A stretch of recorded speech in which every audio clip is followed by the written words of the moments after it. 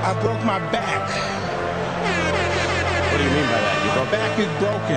What do you mean, calm it down? It's a fight. Referees telling two fighters who want to fight to calm it down. He should calm down. I saw he's like a clown in his show, man. He's not your guy. Because Tyson Fury's back, and all you motherfuckers are under attack. Look, Eddie Hearn can say all what he likes. Who gives a shit what Eddie Hearn says? It's garbage.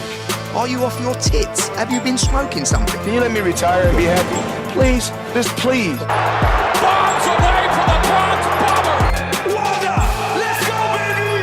Let's go! I'm through. They put somebody else up and give me an interview. What are you talking about? What are you talking about? You never give me a fair shake.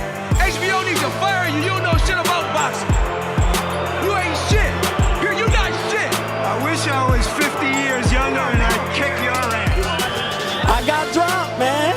You didn't. No, you won the fight. OMG. I am so excited. Any of you radio personalities think you want smoke? Call me Mr. Chimney. I want smoke. Yes. What is up, MCR family? Another daily edition of the show live on YouTube, podcast from iTunes, Spotify, radio, etc. I'm Matt, the Hipster Hunter. Going to be talking a little bit of a media reaction post-fight show. Obviously, a Vergil Ortiz knocking out and defeating Brad Solomon, breaking down the rest of the card as well. And again, a little bit of a media reaction post-fight show. We're going to go for as long as there's discussion on the fights, as long as we have callers. So 323-870-4051. Press 1 to get in the queue. International callers, Skype, Mixed Combat Radio. But I'm joined, as usual, when it comes to anything Vergil Ortiz or anything Texas prospects, by the one and only Gary in Dallas. Gary, your man showed up. Your man's put on the win. What's up, man? How you doing? It's been a good week now, going back to last Saturday, of being a Texas boxing fan. Charlo put together a spectacular performance, and this was unworldly. This was another level. I saw the future of boxing, and his name is Vergil Ortiz. Isn't Eric Molina from Texas too? Didn't he have it? No, not anymore. No, we took that card from him. Traded him for someone else. He's actually from the same town as the same small town as the Figueroas, which is there's three people that live in that town, and it's the Figueroas and Eric Molina. But anyways, Vergil Ortiz definitely looked fantastic at times and throughout most of the fight here against Brad Solomon, a guy that, in our previous show, we criticized the matchup largely due to the fact that Brad Solomon's a aged fighter now, 36 years old, a guy that's been largely inactive, fighting once a year for the last 4 years, and hasn't fought anyone since his lone loss to Konstantin Ponomarov. That largely showed up here in this performance, where it did look like he wasn't ready for this sort of fight. He wasn't ready for this sort of aggression, this level of intensity in terms of a fight. And as the aggression and the sort of temperature of the fight rose, you could see Solomon just wilt under the pressure, wilt under the body shots, the accuracy, the volume, the combinations of Vergil Ortiz. Though I will say, there are some criticisms of Ortiz's performance here in terms of just overall technique, I guess. He was highly susceptible to a counter uppercut, counter right hand. Anytime he would jump into the pocket and miss, he kind of just stayed in the pocket at times. And a smart counter puncher is able to sort of pick apart a guy like that at times. But other than that, again, really impressive performance from the prospect Vergil Ortiz, now 15-0, all 15 wins by knockout. I mean, Gary, thoughts on his performance, thoughts on the X's and O's of Ortiz Solomon here? A+ performance, and I know what you're going to say, that he got hit, and when he throws the hook and he throws the uppercut, he leaves himself wide open. Yeah, he had no fear or respect for Solomon's power. So it's like, do you want to come in and trade? Because it's like getting in a 3-point contest with the Houston Rockets. If you do that, you're going to lose, right? I don't know if y'all get that analogy, but they shoot a ton of 3-pointers. So it's like, if he wanted to get in the trenches and exchange hooks with Vergil Ortiz, we can do that all day. Again, yes, he got hit a little more than you like, but Solomon couldn't hurt him. So he was just going to seek and destroy. He was going to get him out of there. And when you're looking to seek and destroy. And look, Solomon isn't a world beater, but he has skills. Like, he's a decent fighter. I would have liked to have seen him fight a little more. He's 36 now, so that ship is probably sailed. But like, you can see this craftiness to him. It's just, it's a different level. And Vergil Ortiz blew him out of there. I don't think Ortiz was worried about ever getting hit or being hurt by Solomon. It's like, I can take your shots, you can't take mine. So I absolutely agree with that assessment. That's why we saw the reality of Ortiz being a little more hittable in this fight than others. However, I do think we can maybe take away a bigger issue away from just this opponent. Let's say he does meet a fighter where he does respect the power, and he starts getting hit with those counters. What's game plan B? Well, I feel like Orozco is not a pure boxer, right? True, but you saw him get countered and then counter the counter with Orozco. They were, but Orozco, like, they were saying, this is the best fighter that he's fought. No, Orozco's the best fighter he's fought. It's not even close. Oh, right? No, Orozco's the best fighter he's by fought. far. Yes. Herrera's second. Yes. And maybe Solomon's third. He's probably third. I disagree with the assessment that he countered the counter, so to speak, of Orozco. I thought he just bullied Orozco. He bullied the bully in that fight. That was a fight of him showing that his power, his aggression was on a different level from some of these regional guys. I think that's what that fight showed. Not really that his boxing technique was on par mid-combination of an opponent to be able to deal with that issue of a counter boxer that's able to slip his shots and counter him. I don't think Orozco showed that at all. And again, it's not necessarily a thing that I say that he can't deal with. He doesn't have a game plan B. We just haven't seen it yet. The kid's 21 years old, 15-0. He's blown away largely everyone. Again, we're sort of grasping at straws here for criticisms of Ortiz's performance, even in other fights, right? Because the guy really only has moments of flaws, moments where he's open. There's no long sustained issues of, that's a flaw in his game. Right there, like let's say a Ryan Garcia, where he was completely inept on the inside for a period of time. He fixed that. Period of time where he was totally inept when it came to head movement. He's slowly fixing that. Ortiz, we don't see those big grand issues with his game plan or his style or his technique. We just haven't seen, I think, enough because he has been so good, if that's even a criticism. You know what I mean, Gary? I feel like we haven't seen the complete picture of what Ortiz is yet at this point in time. We've only seen sort of one note, Vergil Ortiz, and that one note is really fucking good. That's enough to get him all the way to the top 10, without a doubt. Past that, I don't know. But to that top 10, without a doubt. I would like to see him, and this isn't going to happen, I would like to see him fight Danny Garcia next. That's like what I would really like to see. He probably needs one more fight to go up to that level. But Garcia gets hit too, right? Like Garcia likes to counter. I would just like to see that contrast of styles. Because Garcia does a lot of things, but his bread and butter is counterpunching.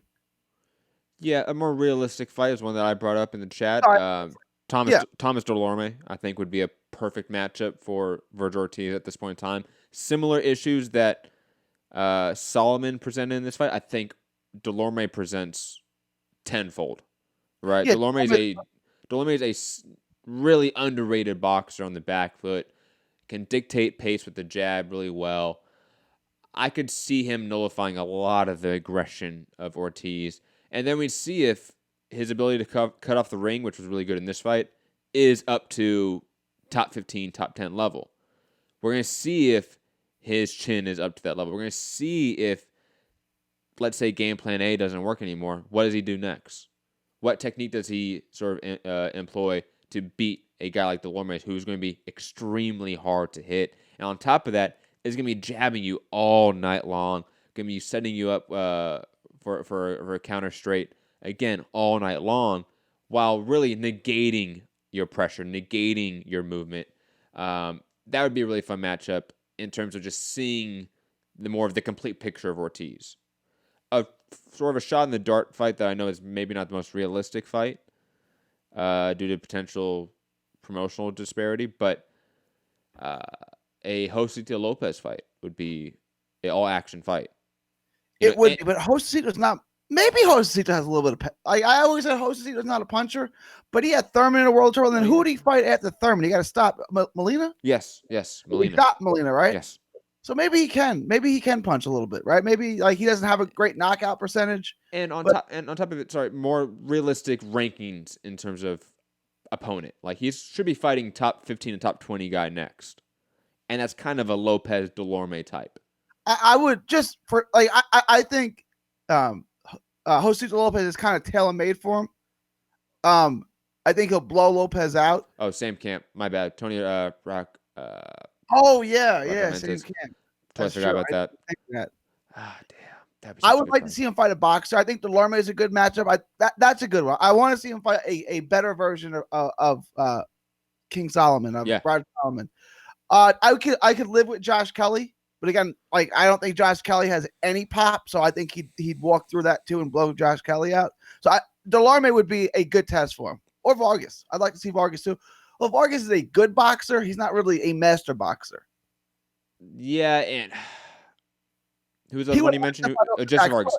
Vargas is one of those guys where I don't know, because of the way DAZN thinks that Vargas is this elite welterweight, I don't think they're going to pit him against Vargas yet, if that makes sense. Just because of the way DAZN views Vargas. Like, they're trying to get Vargas into Mikey Garcia. That's what they're angling for.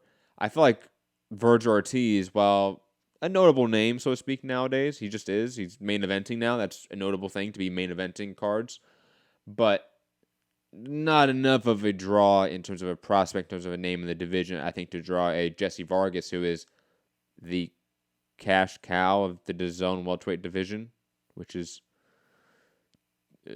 sad to say and just disgusting to say, but it's just the truth. Like, Jesse Vargas is their biggest name at 147. There's going to be other names that could be more likely for an Ortiz to face. Tony in the chat. What about Rigatoni? Let's do it. DAZN fight. Let's do it. Who would win that one?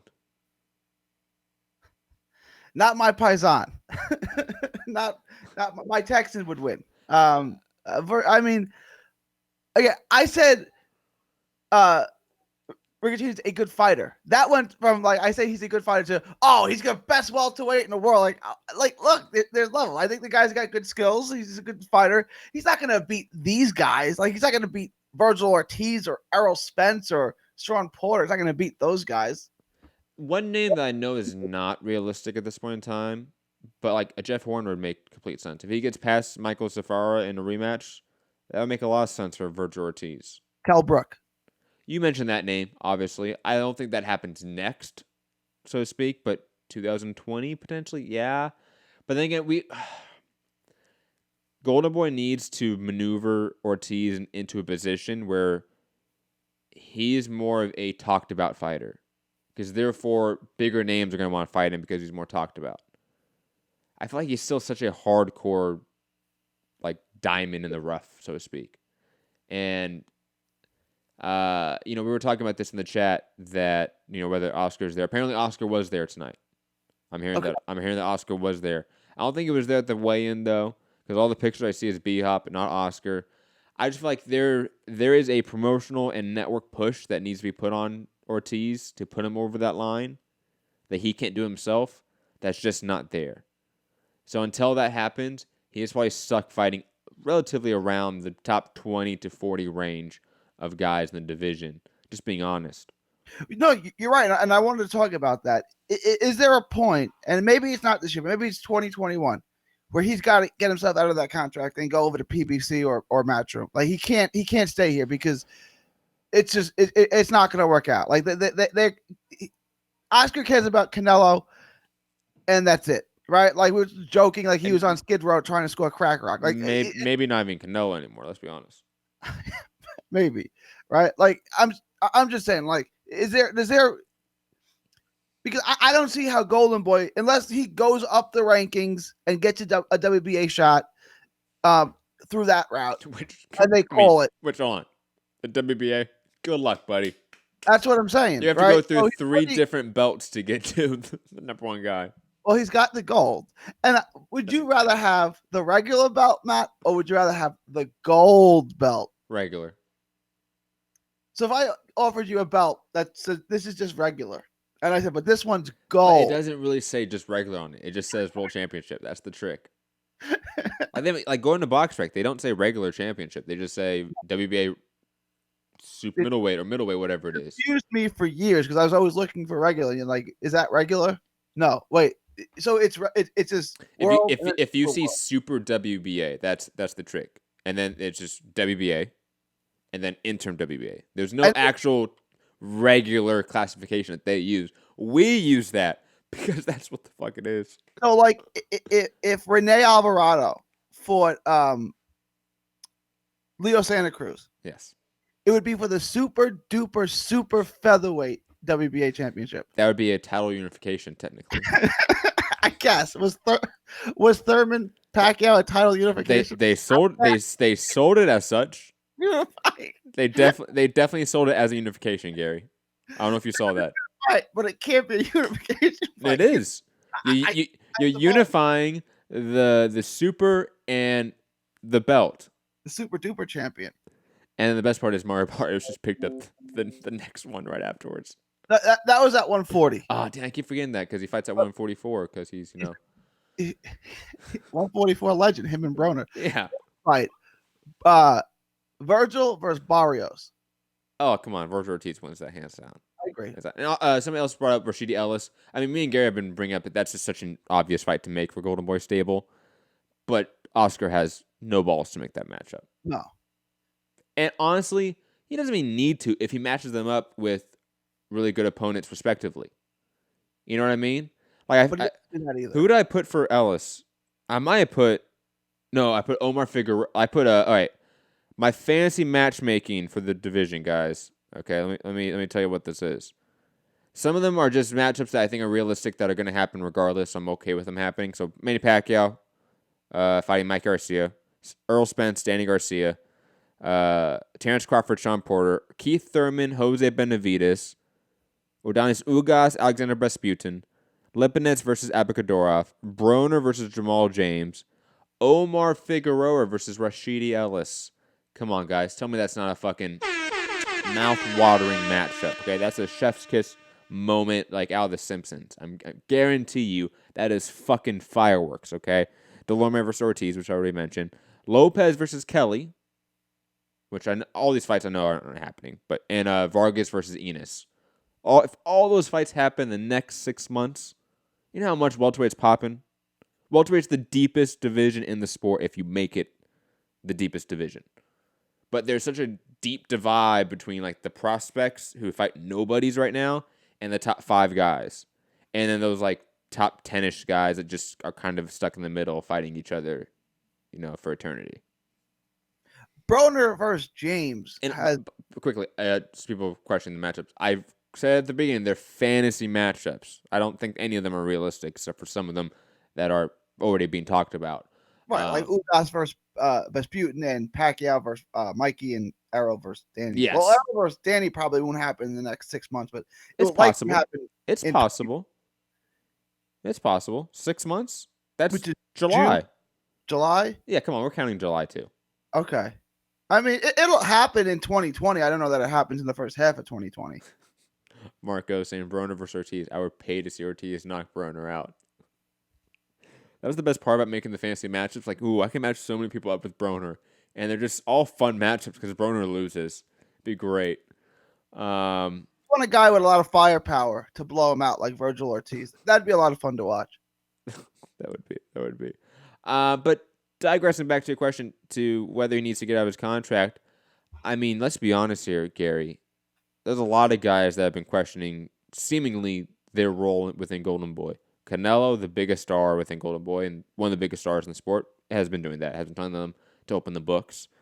Ryan Garcia obviously went through a very public sort of drama-filled renegotiation process in his last fight and contract. And those two guys are within the same camp, train together. I would not be surprised to see Vergil Ortiz if he's smart enough to get with that bandwagon, because that's a money-making bandwagon, okay? And I'm not necessarily saying to, hey, leave Robert Garcia, because I think that works a lot for him. But have your manager reach out to Canelo's people, to Ryan Garcia's people, try to make some media events happen. You guys are all Golden Boy. Like, that's what I would do, honestly. Like, go down to Eddie Reneso's camp in your off time and go train with Ryan Garcia for a camp, for one of his camps. So you're on all of his IG videos. Do that with Canelo. That's what I would do. I would branch to the Golden Boy stars right now, which is Canelo and Ryan Garcia, because that's an easy sort of connection you can make, and ride with them until the wheels fall off.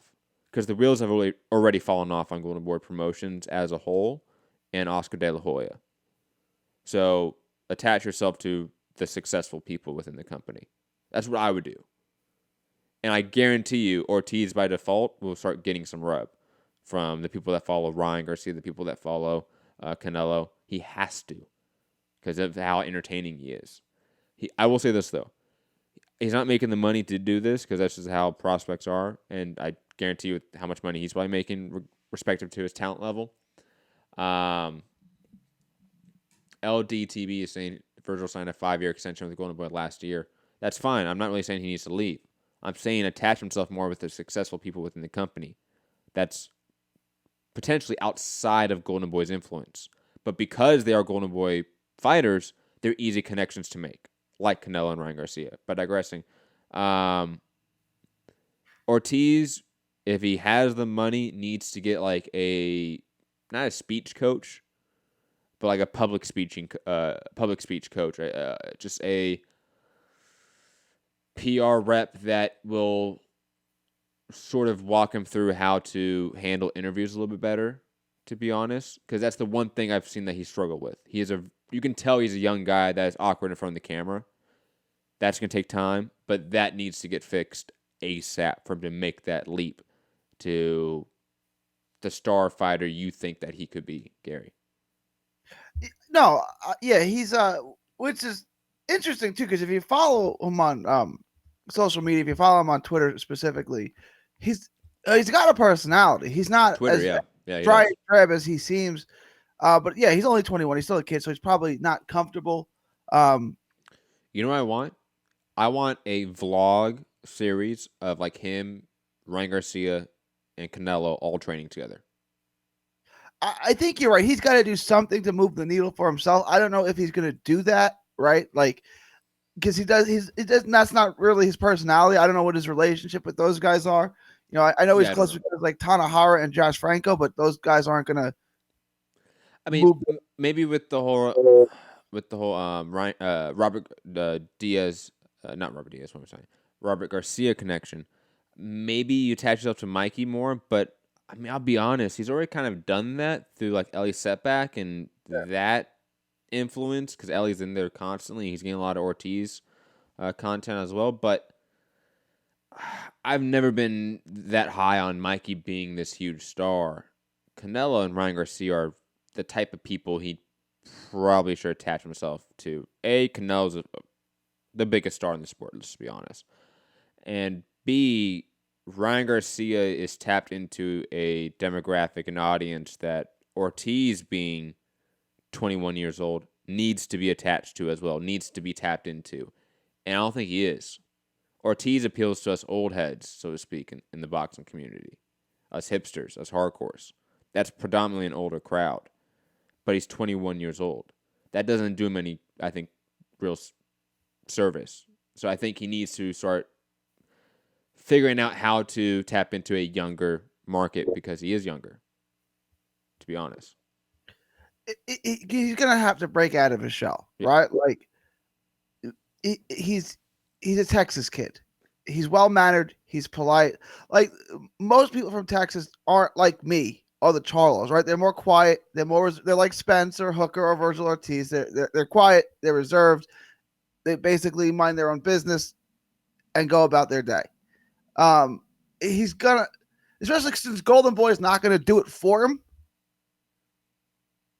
He kind of needs to get away from that "oh shucks" Texas boy thing and kind of bust out of his shell a little bit and make moves for himself. Again, I 5 years, boy, that's not. I don't think that's good for him to be locked up with Golden Boy for the next 5 years. Luckily, though, he's 26 years old when he gets out. I know. That's still very young. Yeah, that is a good thing. Obviously, as someone from Dallas, the fight that we all dream of is him versus Spence, and he'll never get that fight. Tony in the chat. Vergil's interviews are better than Crawford's.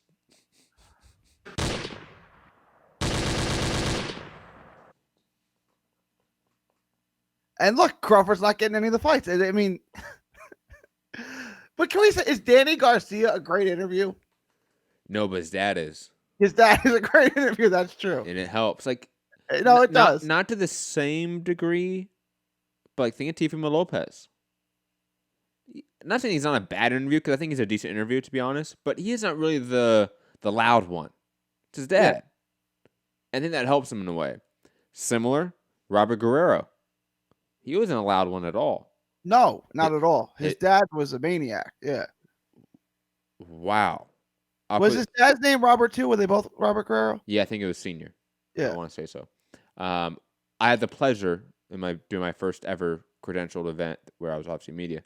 Was a Robert Guerrero fight, and his dad was something else. The very first thing I heard him say was a lot of lewd jokes directed at Oscar De La Hoya that I cannot repeat on radio. It was it was something. It was something. But digressing, Ortiz has none of that. He doesn't have the hype man behind him, which if you're a quiet guy, you kind of need to have. For Crawford, he kind of has that in Bo Mac, though it's not. I don't think Bo Mac gets out and does media as much as an Angel does, or as effective in front of media as Angel Garcia was. Because Angel, I mean, God, people loved Angel. Let's be honest. And Angel loved the media. Yeah, I think Ortiz is going to struggle until, again, he's 26 years old. Like that. I mean, I'll be honest. I think the 5-year plan, that's another 10 fights. He'll be 25-0. Expect him not to fight a single top 10 name in that time. And expect him to get out of his Golden Boy contract by the end of it. I mean, that's not good, right? Like, he should be fighting a top 10 name in 2020. Now, I don't know how Golden Boy does that. No. 2021. The guy's 21 years old. But like, he's right. No. Look. First off, 147's stacked right now. It has somehow reconfigured itself into a very stacked division when you look at it.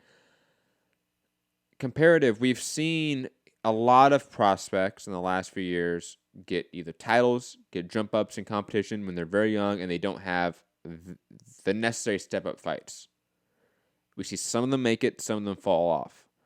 I'd rather have a guy take the necessary step up fights. So let's say 3-4 fights next year, all of them top 20, top 25 names, and each fight getting closer to that top 10. With the last fight or the first fight in 2021 being a top 10, top 15 name, I think that's completely acceptable. And that's probably the smart route. And they don't even do that, though. You know that. Delarme next, then Kell Brook, and then give me a top name, one of the big hitters, and those are his 3 fights for 2020. I'll accept that. Now for one of the heavy hitters, should you go the Crawford route or the PBC route? Whatever you can get. I mean honestly, like what the PBC route seems to be the better option, I would say, because if you go the Matchroom route, they're gonna say the big hitter. You want Jesse Vargas? It's like, you know what I'm saying? No, I don't. I mean, Jesse Vargas and Broner are kind of even, right? Like they fought a draw, they fought an even fight. Which is a bigger money fight? Sorry, repeat that again. Vargas and Broner are kind of even. They fought to a draw. They're kind of comparable. Mm-hmm. Oh, what's the bigger money? Broner, come on. Bigger money fight, Vargas and Broner. Broner, come on. You know, you kind of have to go the PBC route. I would like to see him fight Lipinets, although I don't think Oscar would dare make that because Lipinets is tough as hell. But I would like to see that.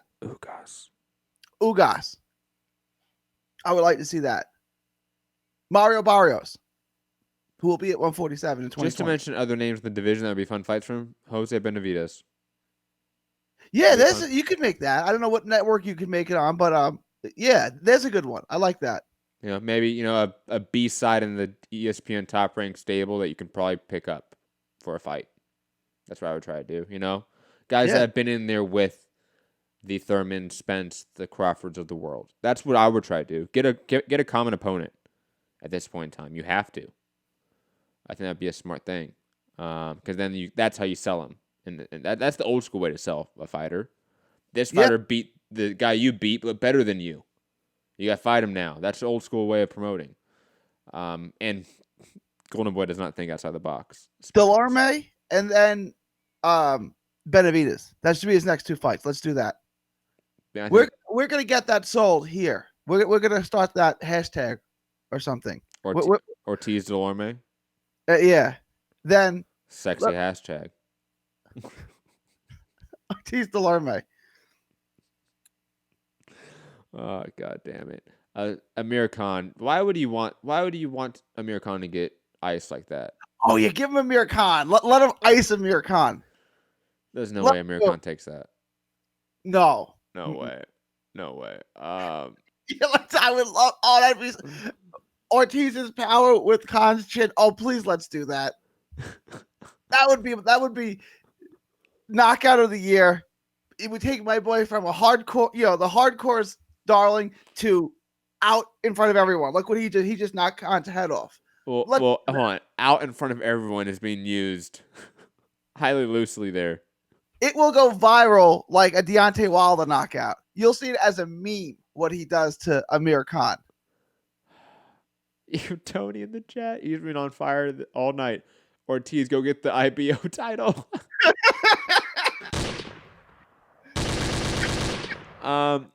I was going to bring up should he play sanctioning bodies and go the IBF route? Because that can force a Spence fight in a sense. They can force that route more. And the IBF will call it. Yeah, like they called Ocampo in other fights. Was ranked third for no reason. Yeah, I mean, that he seems to want that fight. He thinks it'll happen, but it'll happen at 154 a few years from now. But he's been on the record saying, not that I think I'm going to blow him out, just it has to be made for Dallas. It would be great for our town. Yeah, I would try to do that. The WBA is the worst route to go. I mean, they'll get you a belt because everyone gets a belt. WBC is getting very close, though. It is. We have a WBA situation with the WBC at lightweight right now, so God knows what happens going forward. But moving on, Gary, any other thoughts on Ortiz, Solomon, Ortiz going forward, Ortiz's career? Any other thoughts on? It's an exciting time right now to see that the future of boxing is a Texas fighter that's a good kid. When I was watching the fight, all I kept thinking, there's a pitcher on the Mets called Noah Syndergaard, who's actually from Texas, who throws 101 miles an hour. His slider's 94, his splitter's 94, his changeup is over 90, right? Everything he throws is hard. That's the way Vergil Ortiz is. Everything is 90 miles an hour plus, and then his fastball's 101. He's going to be a major problem for everyone in that division. I could see a slick boxer giving him trouble, but outside of that, anyone else is going to have a lot of trouble standing up to him. Anyways, Syndergaard. Can't believe we got a Syndergaard reference on the show. He's a Texan too. I know. That the second you said it, I'm like, oh my God, man, he knows every Texan athlete on the face of the earth. Let's move on to the co-main event. And guys, call in 323-870-4051. Not only the co-main event, but in my mind, it was the co-main event. I know Machado was technically the co-main event, but we're gonna skip that and then come back to it. Bektamir Melikuziev defeating Von Alexander via unanimous decision. Melikuziev really put on a enlightening performance for a guy that's 3-0, fighting a guy that's Von Alexander, who's a decent not a journeyman, but a good barometer gatekeeper at this point in time, right? He just is. And Melikuziev outboxed him, danced around him, land at combination, land at in volume. Had some power and grit to those shots as well. Like, he was really putting some heat on some of those body shots. And again, moving around constantly switching angles, constantly circling his opponent, finding openings. I mean, this was a really good performance from the Uzbekistan native, and I am thoroughly intrigued about where he goes next as a guy that's 4-0 with a name like Von Alexander already under his belt. Where does he go from here? Does he jump to a Darrell? Does he go to guys like a Dennis Duggan? Does he go to a Porky Medina? I don't know, but I mean, he could legitimately fight a top 20 name here, and I'm at 4-0, and that not be out of the question at all. Is he signed with Golden Boy? I don't know. Because he needs to get out of that contract if he is. That guy is good, man. He's built like a taller version of Derevyanchenko. Like, he looks like a stocky guy. And then when you see him, I don't know that he's got a ton of power, but what he is really physically strong. So he can, for lack of a better word, bully his way through fights. But then he's light and quick on his feet, and his angles are tremendous. Like, cardio is great too. He kept that up. He keeps his hands low, and he does get hit, so that's going to be a problem. But he's only had 4 fights, and he already beat a guy who I think, Vaughn Alexander, who's pretty good. Like, Vaughn Alexander beat Money Pal. Vaughn Alexander gave Anthony Sims one heck of a fight. Like, this guy is good. Matt said fighting Darrell next. So I said that would be a big step up after taking a big. And either Anthony or Andre. I don't care which one. Andre's coming back too. Is he coming back? Yeah. He shouldn't. In January, February. He shouldn't. He's already signed to on Impact Network.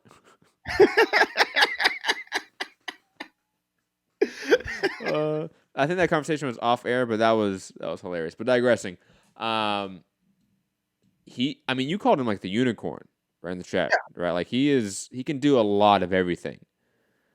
I'm curious what that ceiling is. I am, because like I said, he didn't have knockout power, so to speak. But then again, Von Alexander's a tough guy. I don't think he's ever been finished. Never. And I mean, he gave Anthony Sims a lot of trouble, while Melikuziev kind of just rolled past him and just did his thing throughout. I mean, I'm really impressed and intrigued by this guy. He's not going to get a lot of one-punch knockouts, but he can get knockouts where he hurts you with a shot and then just keeps coming and makes the ref stop it or makes you quit, right? Like, he can get he's going to get a lot of stoppage victories like that, where it's like, okay, he's not the biggest puncher in the world, but he is strong and can keep coming forward. A name that maybe doesn't mean a lot, but just in hindsight of the last week or so, a John Ryder matchup with Melikuziev. Yeah, that would be interesting.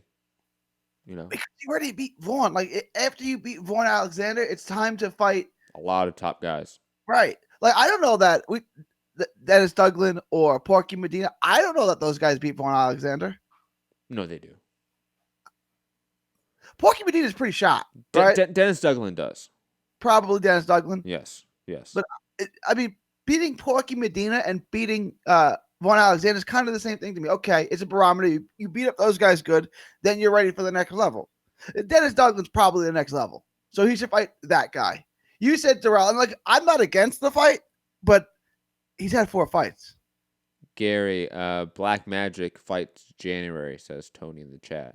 Does he fight on the San Antonio card? The Alamo Dome card? I don't know. Who's Black Magic again? Travel Maison. That's you've seen him. I promise you've seen him fight before. How that conversation started the other day? Because it was saying the prospects that should be on this card, because it was kind of depleted of prospects until we saw. I'm never going to be able to say his name. How do you say his name? Melikuziev.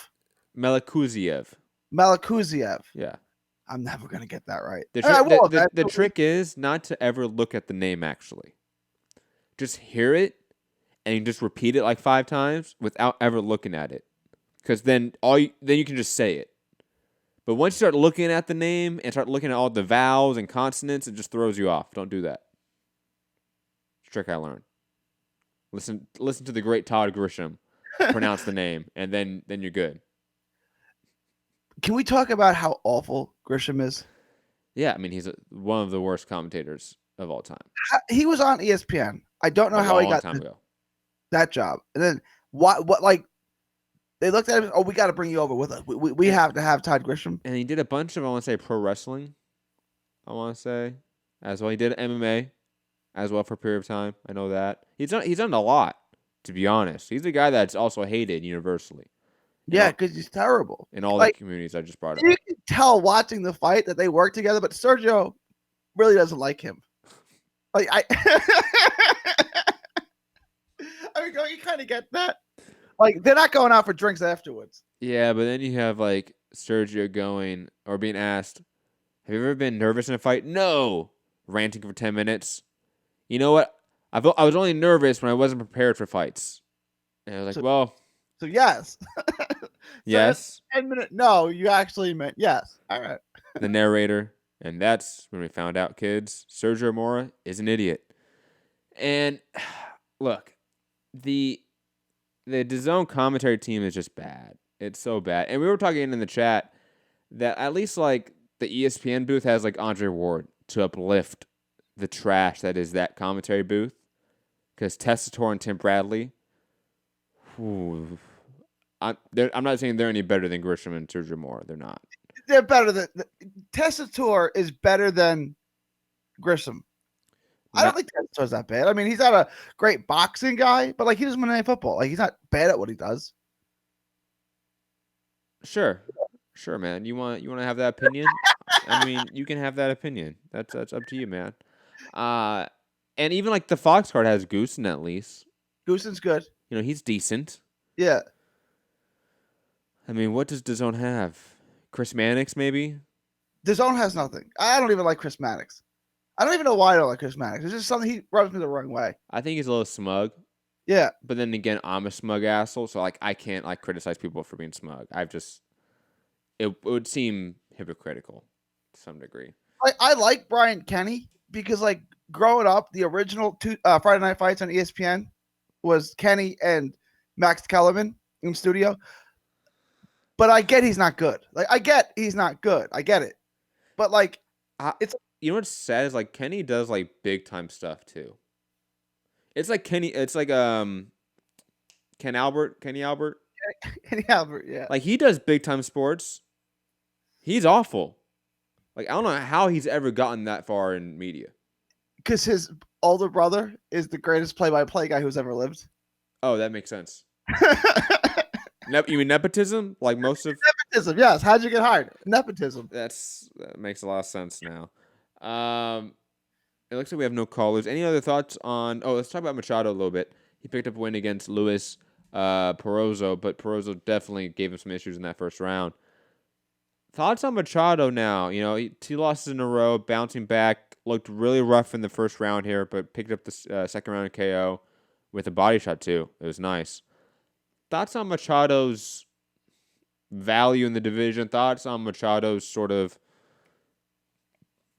potential left at 130 and just his overall, actually 135 now, he's at lightweight.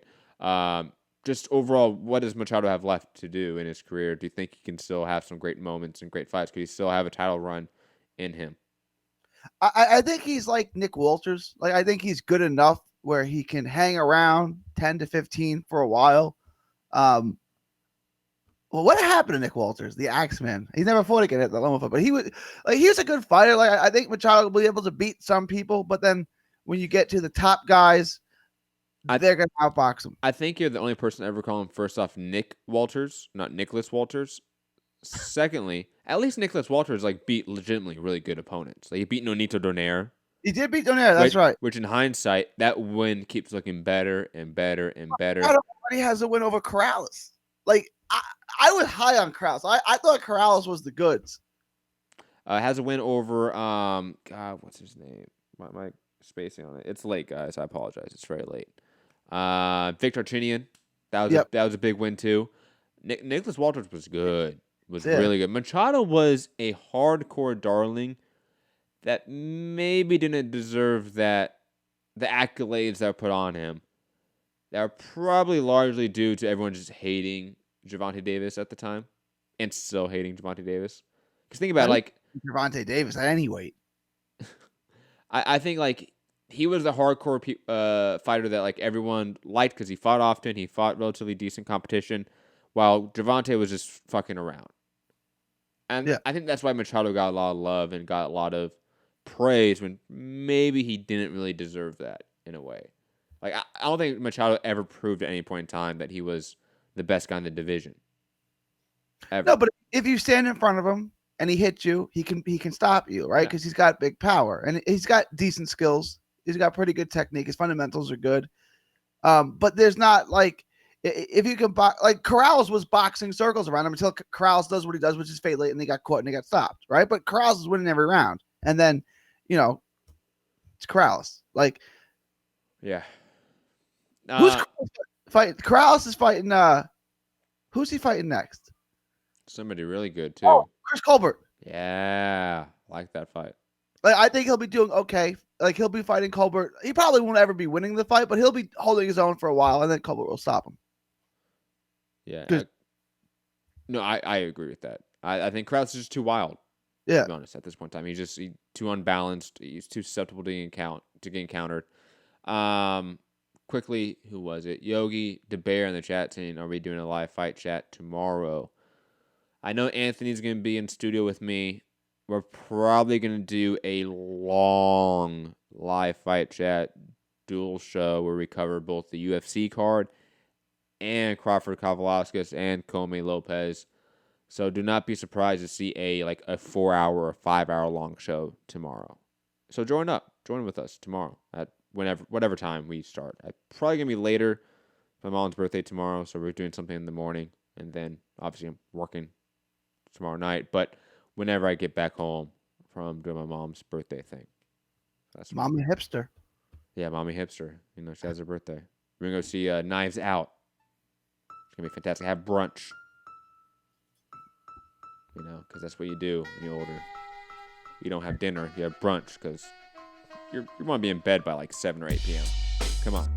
But anyways, guys, that's going to be it for our post-fight show. Hope you guys enjoyed it. Hit the like button, share the show, subscribe, all that fun stuff. Patreon.com/Mixed Combat Radio.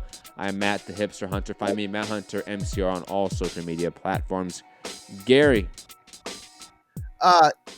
Great day to be a Texas boxing fan. We saw the future of boxing, and it's a Texan named Vergil Ortiz. From Texas to the world. Oh, find me on all forms of social media at 3D Boxing, a 3D Boxing blog, whatever floats your boat.